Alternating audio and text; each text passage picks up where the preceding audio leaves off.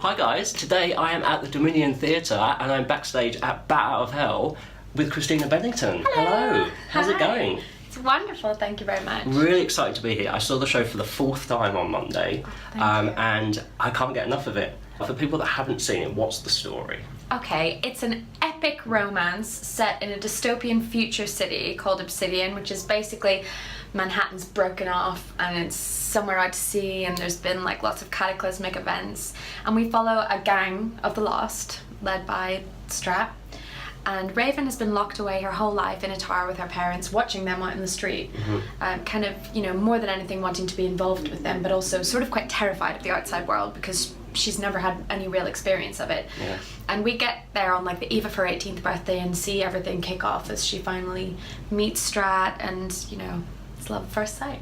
One thing I wanted to ask you about your character, I might have got this completely wrong. So she's obviously quite low and depressed because, she's not being allowed to live her life. But the part where you're drawing on your arms, I wondered if that symbolises like cutting yourself. There were some really kind of low moments for her. Yeah, some people do say that is this some kind of self-harm statement or something. For me, it's about Raven trying to express herself and not really knowing how. Okay. Because, you can see in the way that she's dressed in the beginning and everything that she's really kind of made up to be this sort of doll-like figure by her parents. And what's so interesting about her relationship with her parents is, they're her only frame of reference. That, when she says at the end, I know the territory I've been around, it's her parents. She's only seen her parents' relationship, so she's looking for something else. And the drawing on her arms is that kind of thing of, I'm not allowed to express myself except for putting up a couple of posters here, and here. She's going through this horrendous thing where she's finally met someone who she connects with, finally met someone who she actually can't believe feels the same way about her. And there's a lot of insecurity in her where she doesn't think she might deserve that love, and and she's just kind of gone, okay, I can't go with you, I've got to go back and sort out my home life, and then let's run away together forever, it's going to be perfect. And she hears that he's died. So, really confusing for someone like her with so little life experience, doesn't know how to express herself. And there is a story behind the shapes that I draw as well on my arm, but I start with a broken heart in the book again, and this was all given to me. It was my idea to do the drawing on the arm. And I just said to Jay, we had 2 nights before press night in Manchester, I used to fly on that song. I used to sleepwalk off the edge of the building in a white gown, and I would be over the cage down below and singing. The key change would happen, I'd lie back, I was doing flips and stuff. It was very exciting, but maybe not quite right. So they cut it 2 nights before press night and they went, just sing it. And I said, okay, can I have an eyeliner? And they were like, why? And I said, I think that drawing on myself is going to be the answer. So I draw a heart because it starts in that kind of like paradise. I got a taste of paradise, and it's all about that. And then I start from the ring finger, so it's drawing like what might have been, but it's also veins. So it is kind of symbolic of the self-harm thing. So I'm essentially tracing my veins this way, and then up through the middle finger, and then joining it in sort of arrows. There's like a bit of the lost symbolism in there. So there's like a lot of thought that's gone into it. And it is Raven's own version of how do I express myself, and working out how she's gonna deal with her emotions and her hormones and growing up and this terrible tragedy and everything. And the weirdest thing is, a girl came up to me at stage door, lovely, wonderful Becca, and a lot of other lovely fans have said to me, I feel so represented by Raven. And interestingly, I used to draw on my arms too. And that's what I used to do to express myself. And I said, so strange, because it's not something I did, but I just felt it's something that Raven would do. How interesting. I've never told that story before about all of the drawings. Hashtag exclusive. No, it was really interesting watching it. That I wondered what all the symbolism was around it. So Bat Out of Hell is nominated for West End Wilma Awards. Yay! Including Best Musical. Best Musical, Best Actress in a Musical. Yes, the lovely Sharon Sexton, Sexton, my dearest mother, who I do feel a little bit like she is sometimes my real mother. She's incredible. She's like a surrogate when I'm here. Yes, I'm so proud of all of the women. Danielle Steers for Best Supporting Actress. My boyfriend has a major crush on Danielle. I also do. We all do. And the lovely Rianne. Yes, for who I haven't seen, but she's highly recommended. I have to say all of our understudies are wonderful. We're very blessed to have an incredibly talented cast, and I'm so proud that 3 amazing women have been nominated, because this show, sometimes it's not recognised enough, I think, that really it is all about the women.